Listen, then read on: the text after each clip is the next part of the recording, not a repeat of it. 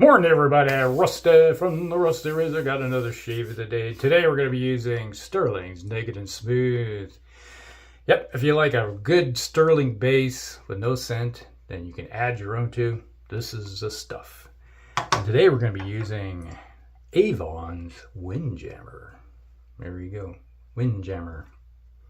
Nice scent. Add it to the lather and we got Windjammer soap.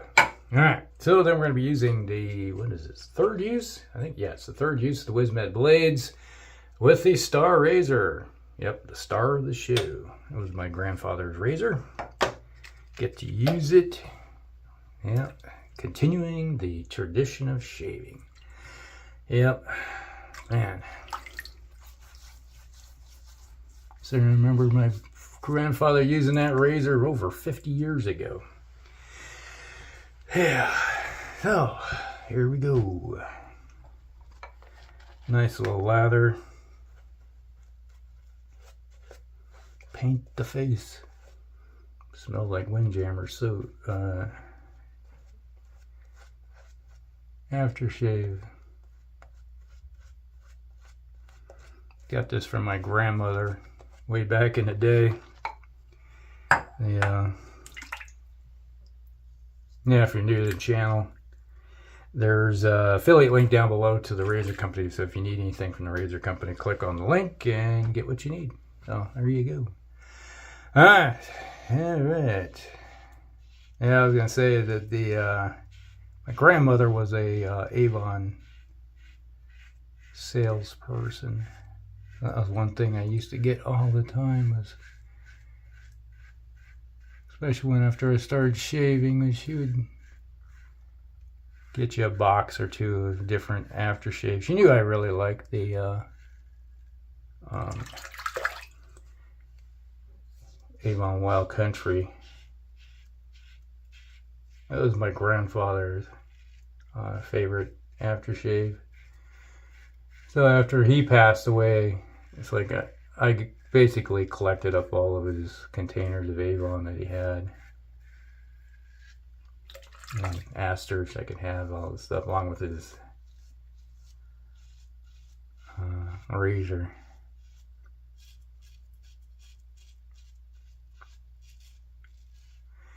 So that's how I end up with a few of my different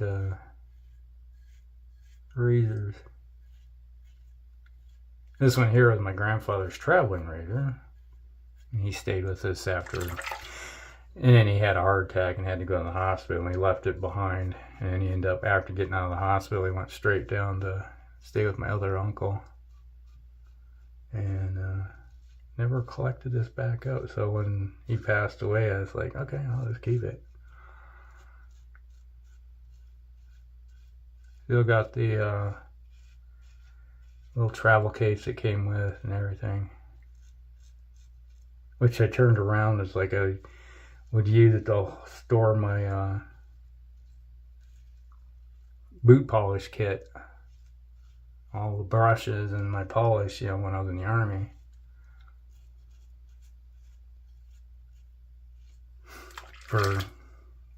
It stayed at home. It never went to the field. I had a different kit that I used for my field kit, but yeah, the other one is kind of a brown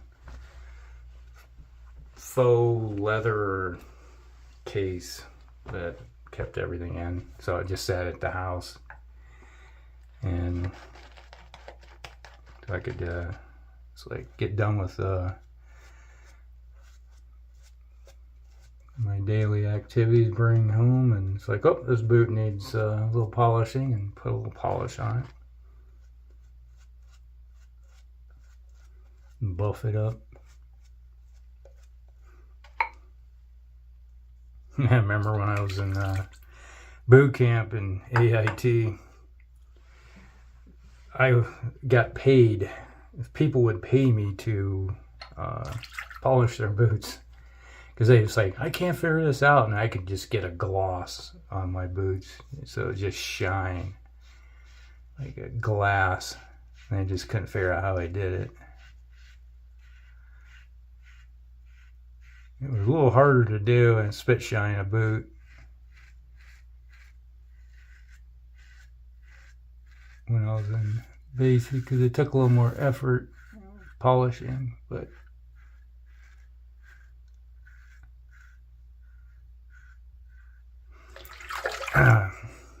when I got to AIT, it was a joint school where I went, and had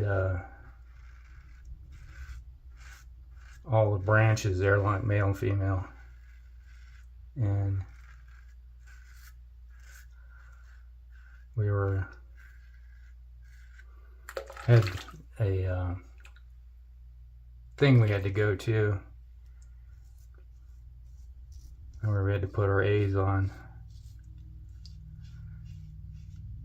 and some ceremony for some Air Force general, because it was a joint school on an Air Force base. We had Air Force, Army, Marines, Navy, and Coast Guard. We're all together. All the schools were there. Branches. Located in Colorado. Of all places. So I wake up every morning and look out my window of my barracks and see the mountains. That was beautiful. When you're a geologist, you're like, yes, mountains. I can look at geology every day. But yeah, we were sitting around after a thing, and Joby, she was Filipino, and she got a snag in one of her pantyhose, and I was like, "Can I have those?" She was like, "Why do you want my pantyhose?" Like, so I can polish boots. And she's like, "Oh, okay." It's like, "You gotta show me how you do this." So I was like, "Just give me a pair and bring, all you gotta do is just from below the crotch area and just cut that and cut it in little sections." You know, she's like, "Okay." So she come back with a bunch of sections of pantyhose, and I was like, all right. So I polished everything up, and then I was like, get the pantyhose and buff out the thing, a little more polish, and buff out using the pantyhose. And she's like, "I never thought that would be possible." It's like, yeah, that's the secret of a good boot shine. How'd I learn this? From my uncle. Same one that taught me how to cut steel with fire. You know, he was in the Army for years. He served he was in, same time he served with, he was in the same unit as Elvis over in Germany. He was in the motor pool. He was a mechanic in the motor pool of the same unit as Elvis, which was kind of cool. A little bit of history there. So they knew each other. But I showed her how to do it, and she was like, "Oh, okay, that's making sense." But still, it's like when I was in basic and in AIT, people want their boots shined, and it's like they'd pay you. I came out of boot camp with more money, and I was like, "Oh, got to send a letter home." And I just sent, because they paid us in traveler's checks, and it's like sending $500 or more dollars. Every night I'll be in the stairwell polishing about 5 to 10 pair of boots every night, getting $5 a pop. And it's like, man, that's a lot of work for $5. Hey, gotta make a buck somehow. So keep the price right and make the money. Oh yeah, it was good.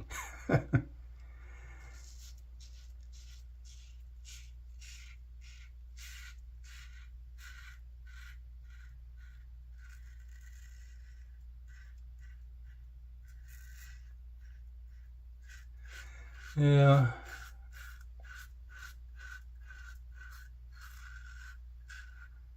It was all right.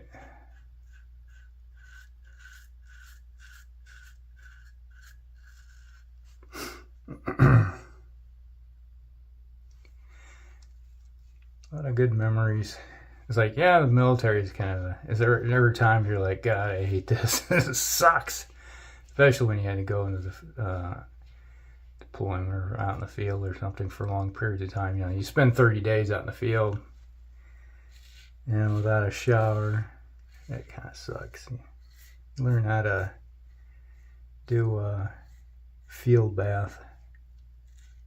And you're like, a field bath? And I'm like, yeah. Where you take your poncho, put your poncho on, and then scrub up and wash up underneath the poncho, and then you take canteens of water and pour it over yourself to get rinsed off. Field expedient. And you take your t-shirts and stuff like that and wash them out and throw some bar soap in them, scrub them up and wash them out so you get some of the stink out.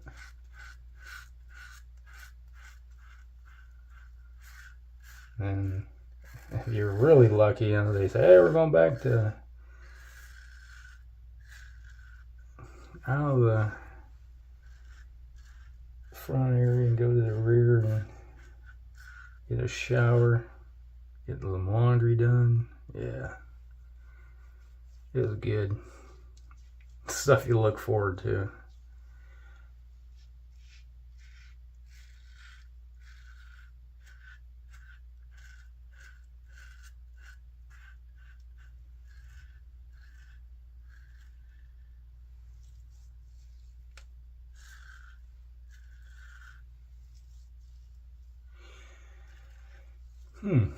Man, very efficient razor, this is. I know that Peg Leg, Shaving with Peg Leg, he has one. But he did a lot of searching. He got one off eBay and found his. I think Sig has one. It's been a while since I've seen a video. I swear he has one.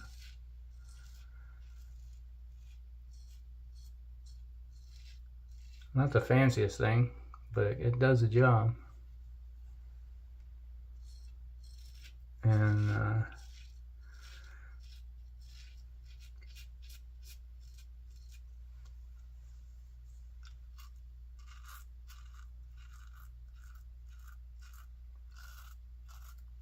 I'll take the old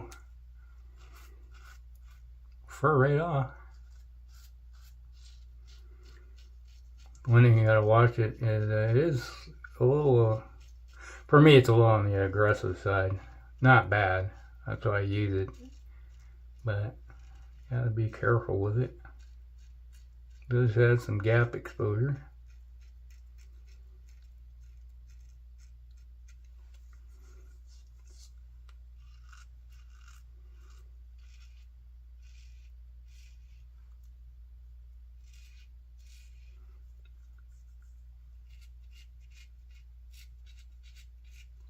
And especially like on my chin area and lip up here where I got all my scars. If I don't wash it, I can take them right off. Peel off the old scars.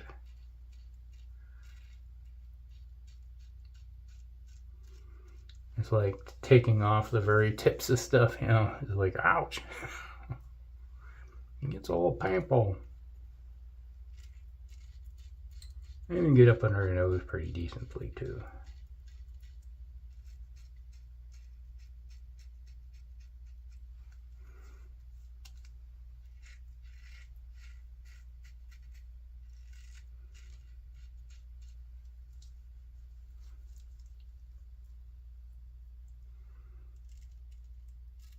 Around that skin tag.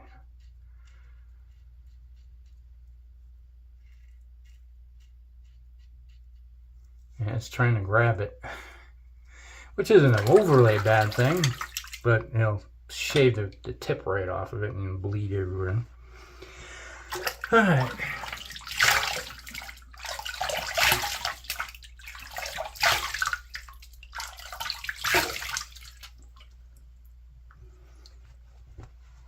Alright, smooth shave. BBS, Baby bottom smooth. Oh yeah, the way it likes it. Alright, let's get a little bit of Windjammer here. One thing is, like, I got this thing and it's like the I guess it'd be it's like when you put it on, no matter how you put it on, it's always crooked. But I tried taking it so it pops off the little screw cap, but it feels like it's trying to crack. So I'm like, I don't want to mess with that. So here we go. I forgot about this. It's hard to get the stuff out of this. Out. You get it in your hand and you're like, ooh, ooh, ooh. Dang it. You can tell it's a little more aggressive razor, but got a few spots around here, especially on my chin, where it starts shaving off my scars. But it smells good. Good stuff. Alright. Oops, a little lotion. A little lotion on the face. And right there, I got a little shaved got a little nick right there. You can feel it. There we go. That's the shave of the day, everybody. Brought to you by Stirling's Naked and Smooth. Great base. So if you want something that does the job really well, there you go. And then we had the third use of the Wizamet blades with the Star razor, the star of the show. And then followed up with some Windjammer from Avon. Good stuff. Put that up there. Right there. Alright, so that's Shave Day, everybody. Hope you guys like it. Like and subscribe, share it with your friends, and we'll see you in the next one. Rusty out.